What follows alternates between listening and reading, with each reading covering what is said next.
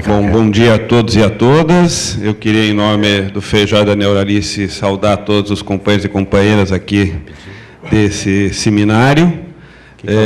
A apresentação que o Mafra, o Bútica e o Janta fizeram, e o Geraldino fizeram no dia de ontem, parece que vocês tiveram um grande debate, né? Espero que eu possa colocar uma colherzinha de café nessa história, de açúcar, dado que vocês tiveram um trabalho bastante proveitoso no dia de ontem. E a minha tarefa é um pouco trazer uma reflexão acerca, e eu vou tentar fazer um trabalho tentando olhar perspectiva, ou seja, eu vou tentar fazer uma reflexão sobre o futuro. Não sou adivinho, não tenho bola de cristal, mas o nosso papel é justamente, nesse debate, trazer elementos para pensarmos a estratégia. Não vou tratar da estratégia porque o João Guilherme, o Juruna, são especialistas em estratégia, esse é o trabalho deles, de pensar as estratégias. O meu trabalho aqui será de tentar fazer uma conexão com o debate do dia de ontem e as oportunidades sindicais que existem pela frente. O enfoque é um enfoque da crise, ou seja, a questão que está colocada é da crise, e o que eu vou tentar trazer de reflexão aqui é a oportunidade que nós temos nessa crise de fazermos alguma coisa para o nosso futuro. E que oportunidade é essa? E se essa oportunidade existe? Queria começar dizendo que tem momentos na vida que nós todos passamos por oportunidades que são únicas, que talvez nunca se repitam. E queria começar essa reflexão com uma experiência. Outro dia, me contaram uma história, uma amiga me contou uma história, que eu acho que é muito oportuno para sintetizar essa nossa oportunidade. Quem aqui já teve 15 anos? Todos, né? Quem aqui com 15, 16, 17 anos teve uma grande paixão na vida? Então, essa minha amiga contou a seguinte história. Ela, como nós todos, quando tinha mais ou menos 15 anos, estudava em um colégio que tinham 2 prédios, divididos por um muro. Num prédio estudavam os meninos, no outro prédio estudavam as meninas. Ela via sempre um menino do outro lado, da janela da sala dela, e, com o tempo, aos 15 anos, cresceu uma paixão nela para esse menino. Mas, entre as amigas, circulava que o menino era apaixonado por uma amiga dela. E a amiga dela era apaixonada pelo menino. Também, nesse tempo, nós somos extremamente fiéis aos nossos amigos.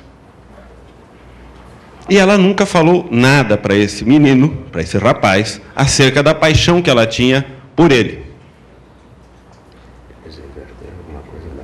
No início de um ano, aos 16, 17 anos, ao início do próximo ano letivo, ela não viu mais aquele menino do outro lado do muro. E 2 meses depois de começar a dar aula, ela recebeu uma carta desse rapaz, dizendo para ela que, pelos motivos políticos da época, ditadura militar, ele tinha se mudado para Paris e passaria a viver em Paris, e que depois de 2 meses em Paris, ele estava morrendo de saudade dela e que ele sempre fora apaixonado por ela, sem nunca terem conversado. Bom, nunca mais se viram, nunca mais se encontraram. 35 anos depois, ela está num avião e um homem olha insistentemente para as pernas dela. Ela fica incomodada durante o voo. Aquela situação meio estranha, né? E ela percebia que alguém estava olhando para as pernas dela. O avião aterrissou em Vitória, no Espírito Santo. Aquela pessoa levantou, tocou no ombro dela e disse: "Você é a Beatriz?" "Eu sou o Reginaldo." O Reginaldo lá de trás. E saiu do avião. Nós todos que estavam na mesa perguntamos: "E você o que fez?"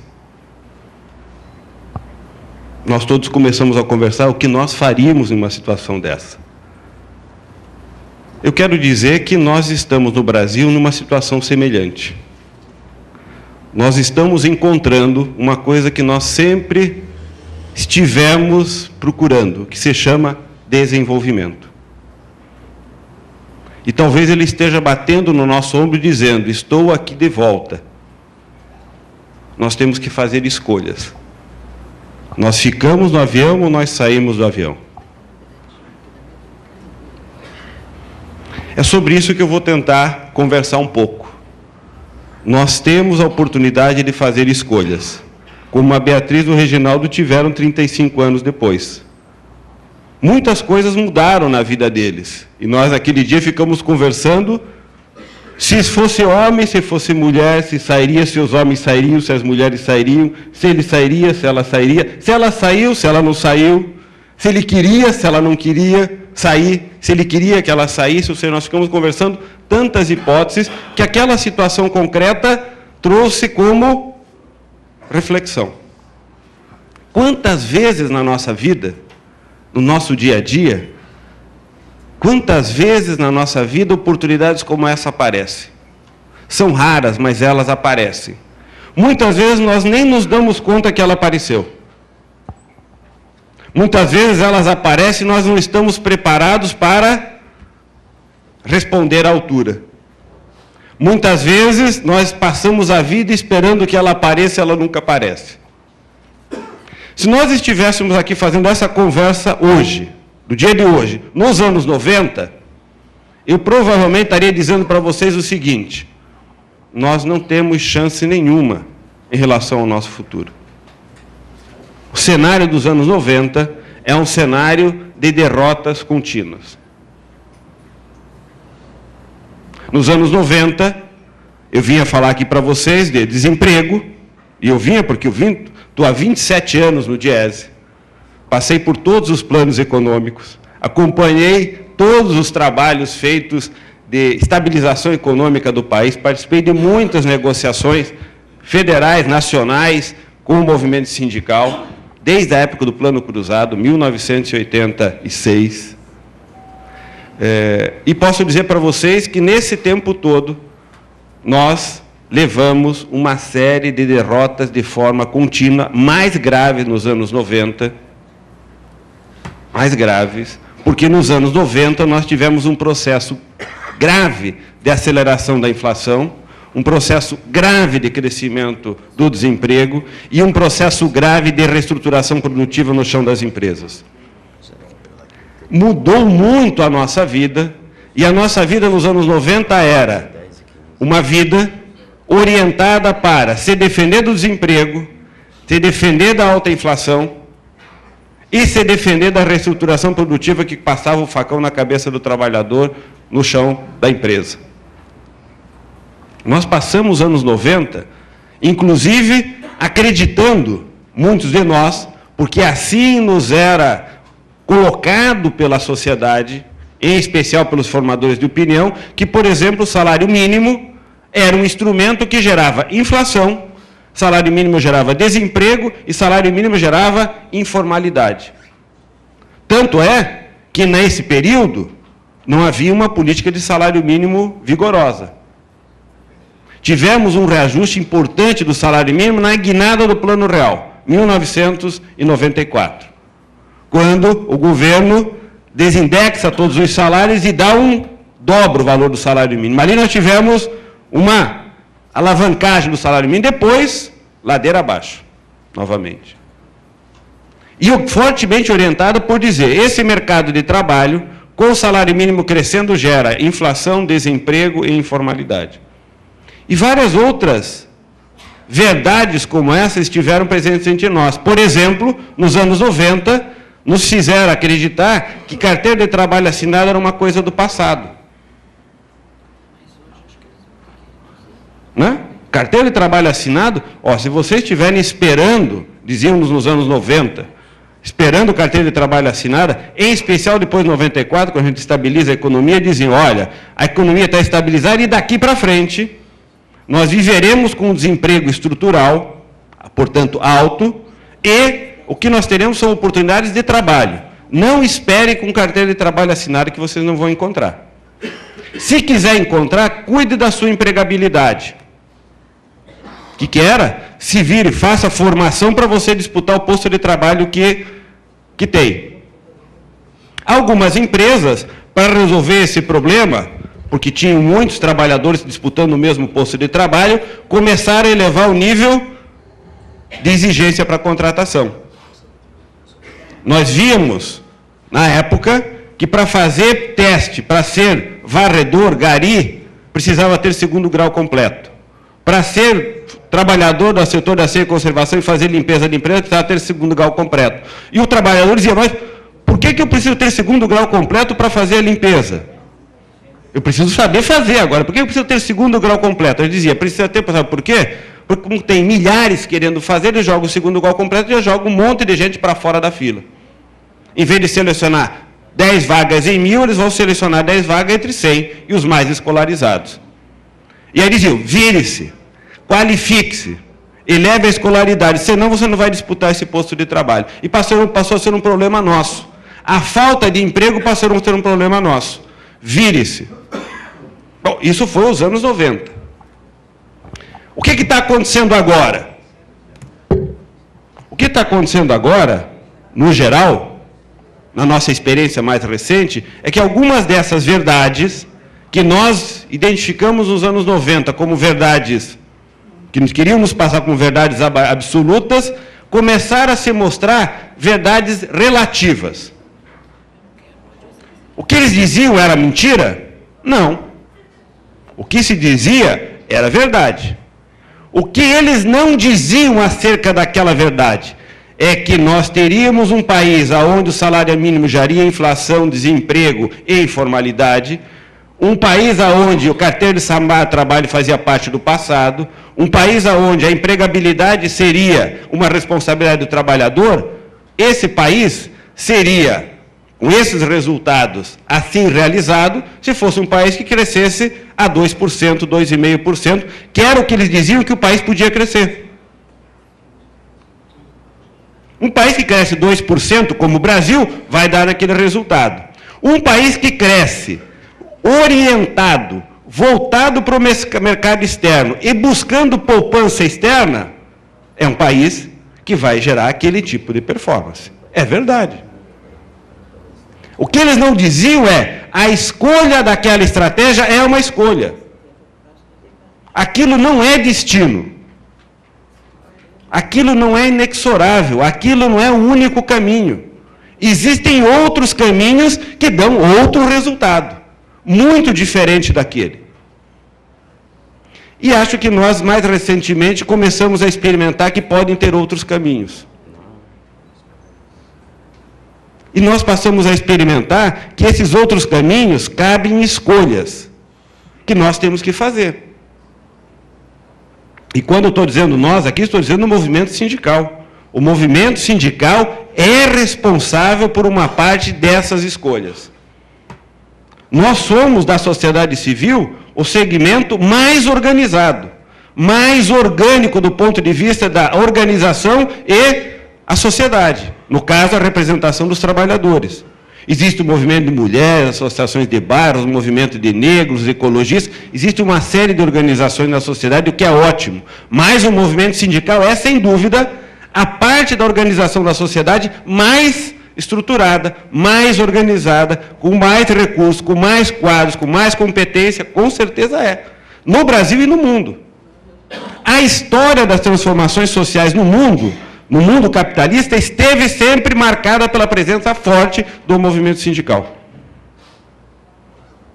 Bom, então nós temos na história a responsabilidade de fazer escolhas. Recentemente, o Brasil começou a fazer escolhas diferentes. E essas escolhas começaram a trazer resultados diferentes.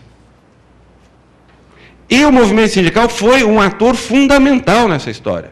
O movimento sindical, através de uma coisa que vocês criaram politicamente, de altíssima competência, chamada Unidade na Ação, das centrais sindicais, as marchas em Brasília, colocaram como ponto primeiro da pauta, da primeira marcha, qual foi?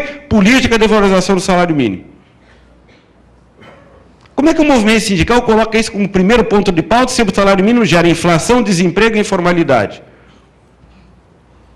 Nós ousamos dizer, existe uma outra verdade. Salário mínimo pode gerar emprego, carteira de trabalho assinado, queda na inflação e crescimento econômico. Foi isso que nós dissemos com as marchas. E negociamos uma política de valorização do salário mínimo. O salário mínimo cresceu. Em janeiro desse ano, não sei se vocês se atentaram, mas o movimento sindical conduziu um processo de luta onde o Congresso Nacional votou por unanimidade a aprovação da lei do salário mínimo. Como é que um Congresso, que representa a sociedade brasileira, que dizia que o salário mínimo gerava inflação, desemprego e informalidade, aprova agora uma política de valorização do salário mínimo? Como é que isso acontece? Qual é a verdade que vale? Aquela ou essa do crescimento? Porque se o crescimento vai fazer isso, como que o Congresso aprova por unanimidade valorizar o salário mínimo? Se ao valorizar, ele vai gerar desemprego, informalidade e aumento da inflação.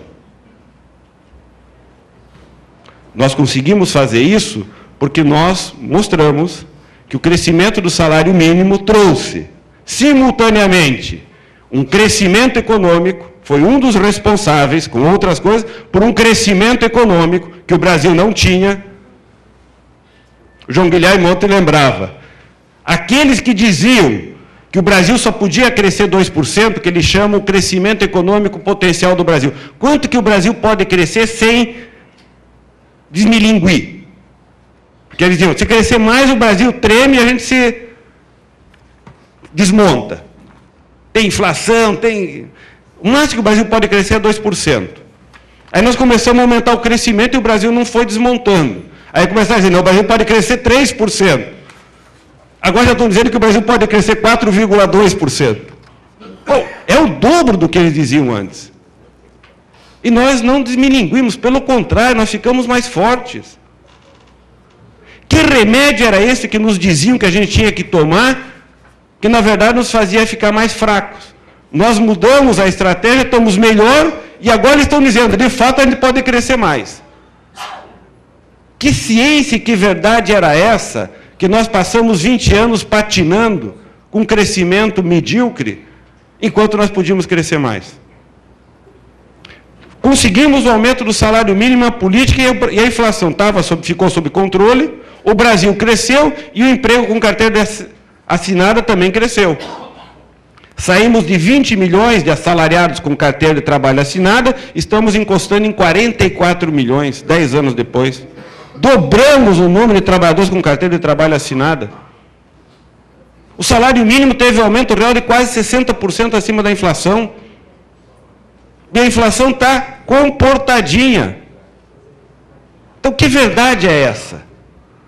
O que eu estou querendo trazer como exemplo, como esse exemplo, é dizer, nós temos que fazer escolhas, e essas escolhas são fundamentais para aquilo que a gente quer ter como resultado para frente. São fundamentais.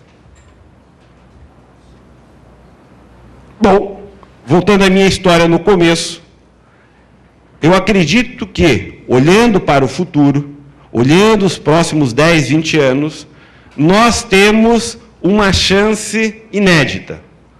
É como se nós estivéssemos no avião, aquela senhora ou aquele senhor chamado desenvolvimento, levanta e bate no nosso ombro do movimento sindical e dizendo, ó eu aqui. Estou aí. O que nós vamos fazer?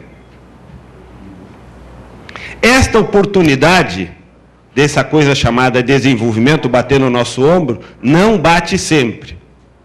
Não é sempre que nós temos a oportunidade de olhar para o desenvolvimento, e fazermos escolhas que nos permitam encostarmos naquilo que nós consideramos desenvolvimento. Nós achamos que desenvolvimento é qualidade de vida e bem-estar. Queremos bons empregos, queremos morar em um lugar digno, queremos viver bem, queremos ter segurança, queremos ter escola de qualidade, queremos ter saúde de qualidade, queremos ter previdência social, queremos ter transporte coletivo. Isso é qualidade de vida. E queremos viver felizes.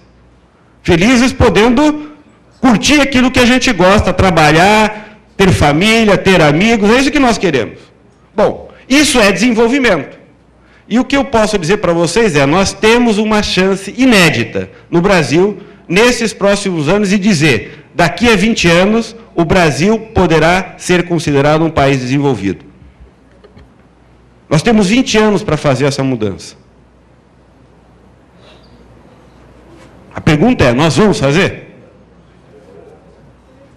Nós estamos preparados para fazer? Nós vamos nos preparar para fazer essa mudança? Bom, por que nós temos essa chance? Internamente, Brasil, nós recuperamos 3 dimensões fundamentais que nós não podemos perder, que nós temos que preservar e fortalecer na nossa estratégia de crescimento, que tem forte impacto sobre o desenvolvimento. Primeiro, nós recuperamos a ideia central de que o Brasil cresce com o fortalecimento do mercado interno. É uma balela, é uma mentira, é uma fraude, é um assalto à ideia de que nós vamos crescer orientados para o mercado externo.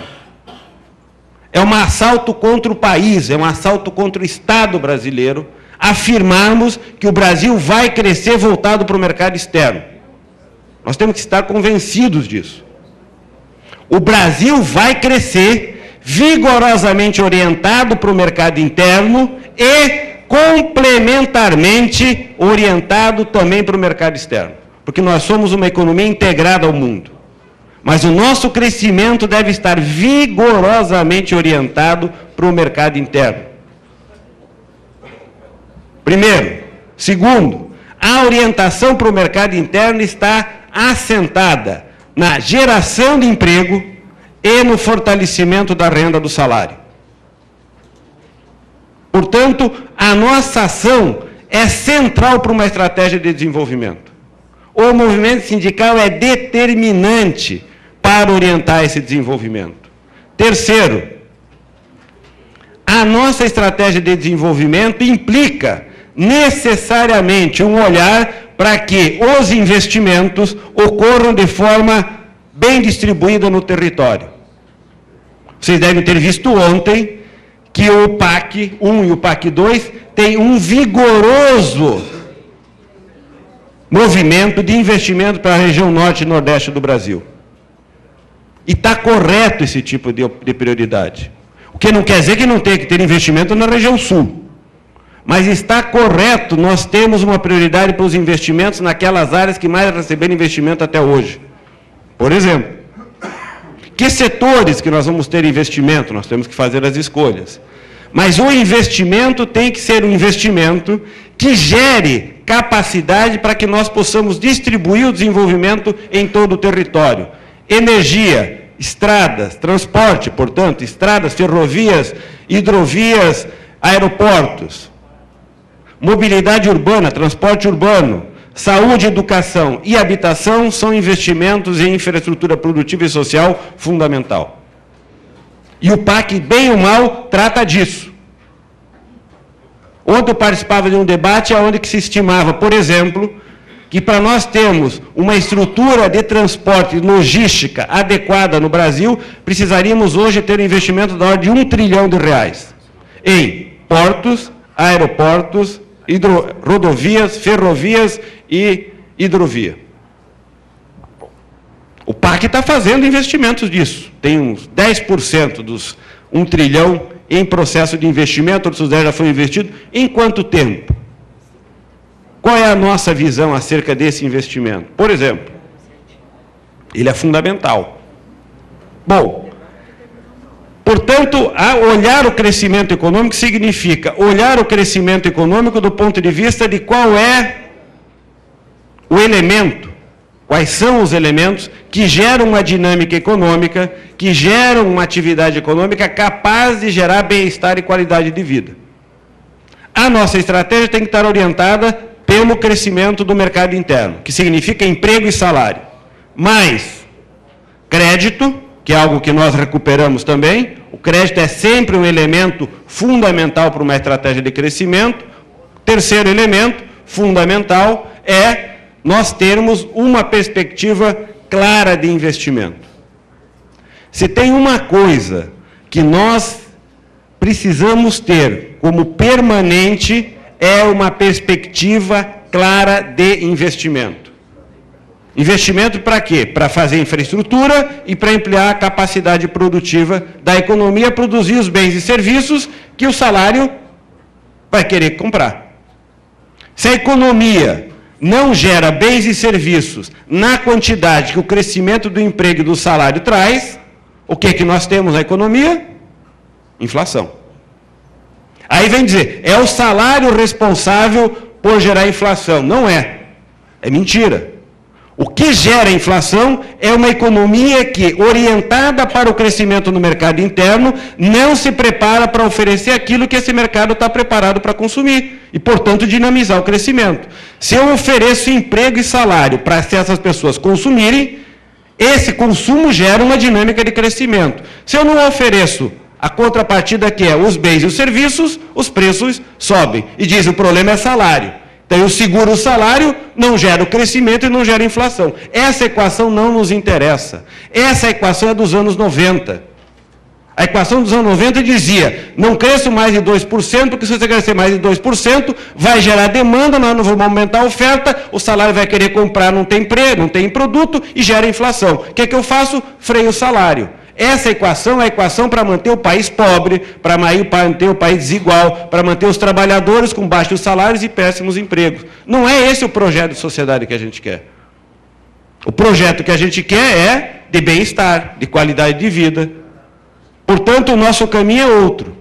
Nesse sentido, é fundamental que nós tenhamos, como parte da nossa estratégia de visão de futuro, o investimento como elemento fundamental.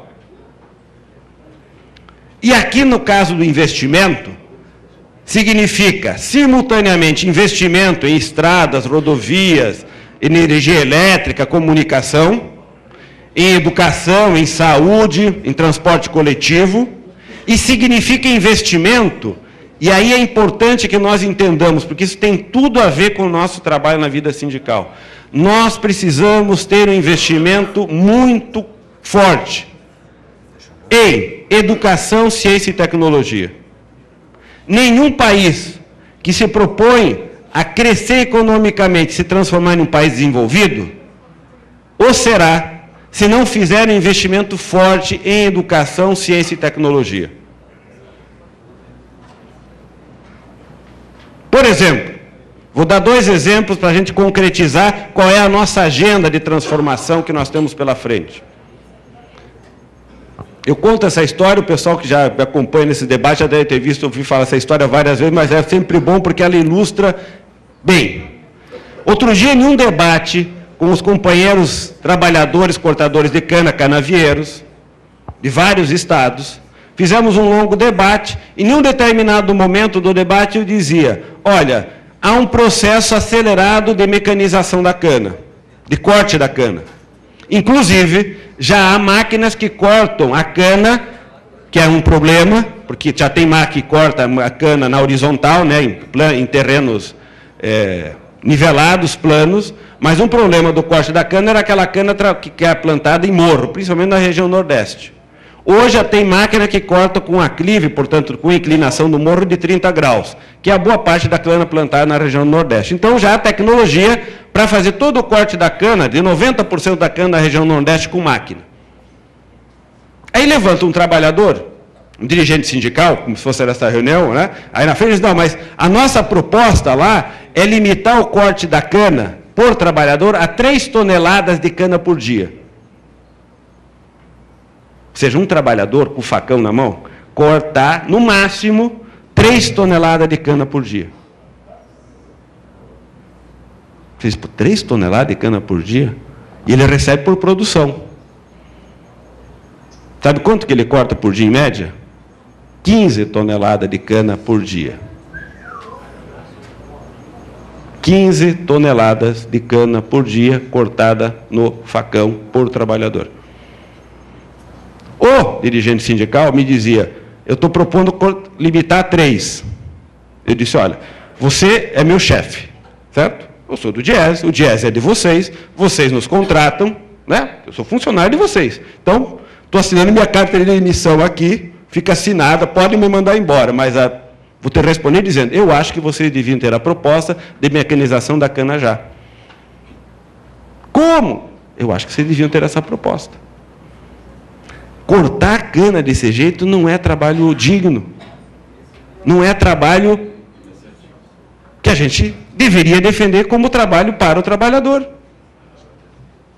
Eu acho que o que vai acontecer é que no futuro, bem próximo, um canavieiro aqui vai chegar, como já chega em São Paulo, vai trabalhar com a sua camisinha branca, entra numa máquina, liga o ar-condicionado, corta a cana, termina o dia, desliga a máquina e vai para o happy hour tomar uma cervejinha com a camisinha dele branca, sem precisar ir para casa tomar banho. Então, podemos fazer essa mudança? Podemos.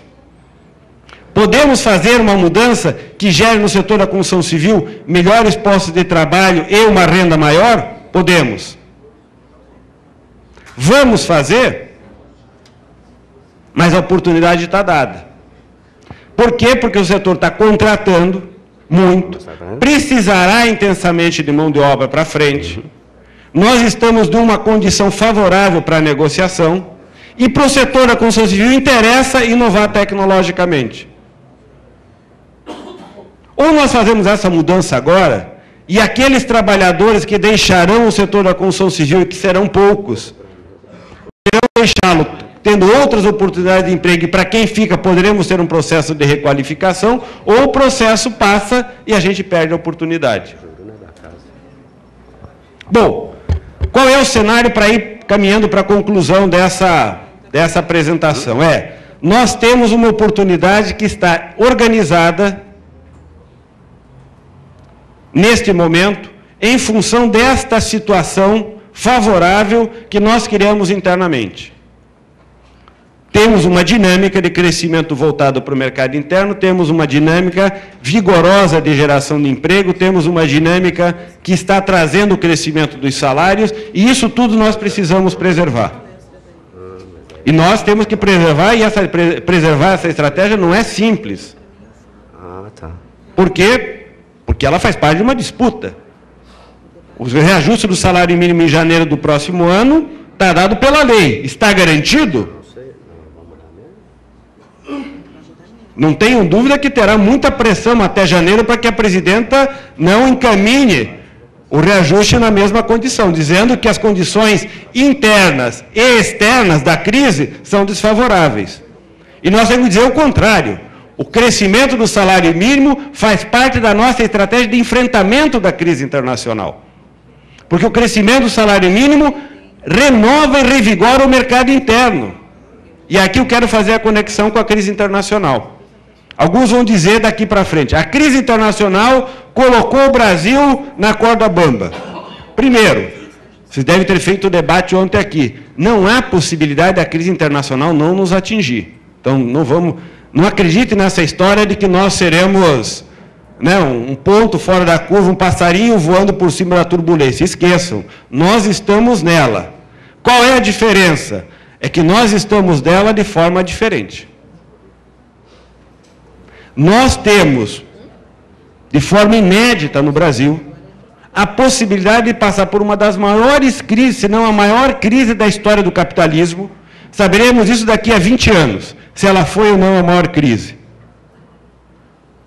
Mas se não foi a maior, é a segunda maior. Isso vai ser um debate nas academias aí por muito tempo. Mas é que, com certeza, da maior, se não a maior, quase a maior crise internacional. Eu acho que é maior do que 29, mas passaremos pela maior crise E o Brasil não está de joelho. Nas outras crises que foram infinitamente menores do que essa, o Brasil já estava de joelho pedindo socorro para o FMI. Nós hoje somos a esperança do FMI para ajudar a salvar o mundo. Alguma coisa estranha está acontecendo nesse país. Porque era para nós estarmos de joelho junto ao FMI pedindo socorro. E o FMI olha para nós e pede ajuda para ajudar a salvar o mundo. Essa diferença é a hora que eu digo que o desenvolvimento bate no nosso ombro.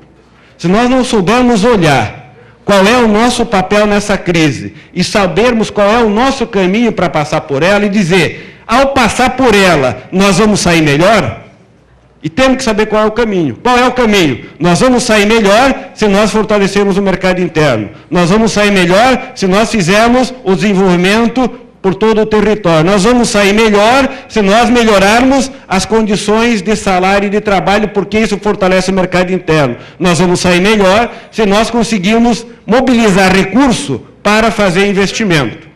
Aqui tem uma outra dimensão que é fundamental. Nesta crise internacional, fortaleceu-se uma dimensão que o Brasil passou a tomar nos anos 2000, que foi recuperar o papel do Estado.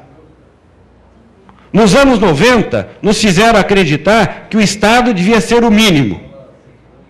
Eu compartilho com a visão de alguns autores, de alguns pesquisadores que dizem, nos anos 90, o neoliberalismo, que é um conjunto de ideias muito forte, assaltou o Estado e assaltou os países e o mercado. Assaltou, foi um verdadeiro assalto. Por um lado, assaltou no sentido de que fez o Estado recuar das suas tarefas de regulação e de promoção do desenvolvimento, e assaltou a sociedade e o mercado por quê? Porque desqualificou essa instituição chamada mercado, e muitas vezes impediu que os países se desenvolvessem, como foi o caso brasileiro. Foi um verdadeiro assalto. Nós fomos assaltados por essa coisa chamada neoliberalismo, que significou um aumento estúpido da concentração de renda e riqueza no mundo. A voracidade foi tão grande que deu no que deu em 2008. Para vocês terem uma ideia do que eu chamo do assalto, estima-se no planeta que a nossa riqueza material, os prédios, as estradas, aquilo que nós produzimos de riqueza no mundo, vale mais ou menos 60 trilhões de dólares. Se pegasse todo o patrimônio e a riqueza que nós produzimos no planeta, isso vale 60 trilhões de dólares. A voracidade desse mercado em criar uma riqueza fictícia para gerar riqueza de milhões e milhões de dólares que essas pessoas acumularam, gerou um volume de papel da ordem de 800 trilhões de dólares. 12 vezes mais papel circulando do que riqueza efetiva para fazer contraface. Qual é a crise hoje que está posta no mundo? E, em síntese, a pergunta é, quem tem 60 trilhões de garrafinha cheia e quem está com outros 740 trilhões que não tem nada? A disputa no mundo hoje é quem vai ficar com os 740 trilhões que não vale nada. Portanto, quem tem uma riqueza declarada e que, na verdade, não significa riqueza nenhuma. Isso vale para pessoas, famílias, vale para empresas e vale para o país. Qual é a crise agora, que acho que o Rigoto, o pessoal explicou ontem? É que, para salvar no curto prazo, pegaram o recurso do Estado e jogaram nas empresas, no sistema financeiro, para segurar a onda. Ou seja, chegaram para vocês e diziam, mostra tuas garrafinhas. O Estado foi lá e encheu tua garrafinha para dizer, tua garrafinha está cheia. Aí você mostrava a garrafinha cheia, dizendo, a garrafinha cheia dele está lá. E o Estado foi tentando cobrir. Só que o que eles não perceberam? Os Estados Unidos agora, nesse momento, estima-se que os americanos já pagaram entre si a ordem de mais ou menos 5 trilhões de dólares de dívidas que eles tinham entre si. Eles estão aproveitando esses recursos para pagar dívida. Quando as pessoas pegam o recurso que recebem para pagar a dívida, o que acontece com a economia?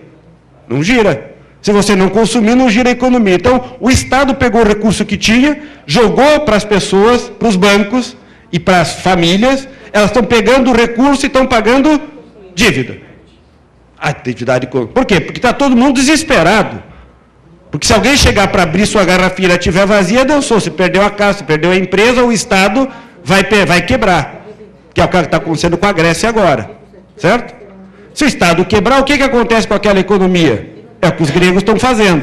Vai reduzir a aposentadoria, vai reduzir salário, vai cortar, para ficar no tamanho que aquela economia pode ter. Qual é o tamanho daquela economia? Ah, vamos jogar para o tamanho real dela. Mas o tamanho real dela ninguém sabe, porque um monte de gente vai jogar contra eles agora. E vão fazer eles ficarem menor do que efetivamente eles são. Por quê? Porque o Estado o outro vai querer que o dele, a sua garrafinha, fique cheia. E o jogo é pesado. O jogo é pesado. Todos os países. Esta crise está envolvendo os países centrais. Europa, Estados Unidos, Japão, Ásia, todos estão envolvidos. Então, não há chance de nós não sermos atingidos. O que o mundo está dizendo? Os países que conseguirão sair razoavelmente bem da crise são aqueles países que têm uma coisa chamada mercado interno. O que nos anos 90 nos diziam que era a nossa grande fragilidade, virou a grande virtude. O mercado interno passou a ser, para esses países, a saída da crise. O mundo olha para o Brasil e diz, vocês têm mercado interno, chinês, europeu, americano, todo mundo querendo vender nossos produtos aqui. É um dos movimentos que vai acontecer no planeta. Bom, o que nós precisamos, e com isso eu quero encerrar, nós precisamos ter claro. Nós precisamos ter claro que olhar para o mercado interno significam duas coisas: salário e emprego do lado do trabalho e empresa com componente nacional do outro lado. E não estou falando componente nacional no sentido de ser nacionalista brasileiro. O que nós temos garantir é que as empresas produzam aqui. Por exemplo, quando o governo fez na semana passada, de forma correta, a medida em relação ao IPI do automóvel, o governo está dizendo, estou privilegiando a empresa que produz automóvel aqui, porque a empresa que produz automóvel aqui gera emprego aqui, imposto aqui e salário aqui no Brasil. Nós precisamos ter claro que medidas nesse sentido são fundamentais. Quando o Banco Central tomou a decisão de baixar 0,5% a taxa de juros Selic, o Banco Central fez uma guinada histórica, e esperamos, e nós temos que defender, que continue fazendo desse jeito. Pela primeira vez, o Banco Central parou de ouvir o sistema financeiro especulativo e ouviu a sociedade. E disse, está na hora de colocar a economia brasileira em um outro eixo. Nós temos a oportunidade de colocar o Brasil sobre uma outra diretriz. E começou a fazer. Quando ele fez, o que aconteceu com os especuladores e financistas? Vieram a público dizer, o Banco Central agora perdeu a autonomia. Que autonomia? Tomava decisão ouvindo os banqueiros. Isso era autonomia? Jogava todo ano na veia do sistema dos especuladores 150 bilhões de reais. É o que nós pagamos de juros da nossa dívida. Ora, quando o Banco Central redireciona e começa, e acho que vocês devem ter visto isso ontem, né?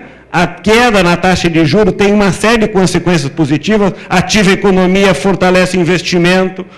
Então, nós temos que ter claro que a nossa estratégia tem que ser uma estratégia de conduzir o Brasil para uma estratégia que é mercado interno, investimento em ciência, tecnologia e educação, para que a produtividade aumente e nós possamos produzir mais com preços menores, portanto a inflação cai, podemos aumentar o salário, porque o salário vai comprar o que tem para oferecer. Isso gera uma dinâmica que sustenta o crescimento. A nossa mazela, que é a desigualdade, é uma força nesse momento. Nós podemos fazer crescer salário e podemos fazer crescer o emprego. Nós temos por onde fazer crescer. As nossas desigualdades, do ponto de vista do investimento, se transformam em oportunidade. Nós temos que fazer casa, fazer saneamento, fazer estrada. Nós temos o que fazer. E isso faz sentido. E mais, o Brasil é, do ponto de vista mundial, um país que está na condição de ser um jogador fundamental para a última dimensão que eu quero trazer para esse debate. O mundo, com a crise internacional, está com um dilema dramático do ponto de vista do crescimento econômico. Mas, neste momento, o mundo se defronta com um problema que até então nós nunca nos defrontamos. Nenhum de nós que está aqui nessa sala, e nenhum daqueles que vieram antes de nós, estiveram diante de um problema como nós estamos hoje no planeta. O mundo descobriu que o que nós construímos de modelo econômico gerou a possibilidade real e que está em curso de nós destruirmos a vida do planeta. Nós, homens e mulheres, produzimos uma sociedade que gerou um tipo de organização e de produção econômica que colocou a vida em risco. E não é mais em possibilidade de risco. Alguns analistas já chegam a dizer o seguinte: o que nós já fizemos de estrago no planeta é, em certa medida, irreversível. E se nós não tomarmos cuidado muito rapidamente, o que nós faremos daqui para frente inviabilizará a vida no planeta. Em poucas décadas, coisas que se esperavam para 2050 já estão acontecendo hoje, para nós termos ideia. Bom, o que isso tem a ver com o que nós temos com a nossa agenda? Bom, o mundo está colocando a necessidade de incluir a sustentabilidade ambiental no centro do desenvolvimento econômico. O Brasil tem a melhor plataforma de estrutura de produção de energia, por exemplo. Nós somos um país continental, nós temos florestas, águas, temos uma estrutura, portanto, fantástica do ponto de vista ambiental. Temos inúmeras mazelas. O nosso desenvolvimento econômico poderá ser, se nós soubermos induzir-lo, um desenvolvimento que produza bem-estar social e qualidade de vida do ponto de vista ambiental. E sermos um exemplo para o mundo. E o Brasil passar a ser a quarta, a quinta economia do mundo, inclusive sendo uma referência do ponto de vista ambiental. Isso exigirá de todos nós revermos processos de produção, revermos consumo, revermos estratégia de distribuição. E quando nós falamos de distribuição, o movimento sindical está no centro. Nós somos um movimento que atua diretamente sobre a distribuição da renda e da riqueza. Se nós vamos querer colocar o Brasil como um país que tem capacidade de ser, simultaneamente, um país desenvolvido economicamente e desenvolvido do ponto de vista ambiental, a forma como nós vamos produzir essa economia, como nós vamos produzir o automóvel, como nós vamos produzir o transporte coletivo, como nós vamos produzir tudo que nós produzimos, e a qualidade do que nós vamos produzir do ponto de vista ambiental, poderá fazer diferença, seja para a nossa estratégia de desenvolvimento, e para nós sermos, portanto, um país que tem qualidade no emprego, qualidade na renda, qualidade de vida e qualidade ambiental, e sermos, ao fazer isso, um exemplo para o mundo. E encerro também com uma historinha, dizendo, outro dia, num debate, na Bélgica, com um conjunto de dirigentes sindicais da União Europeia, a discussão sobre a sustentabilidade estava posta.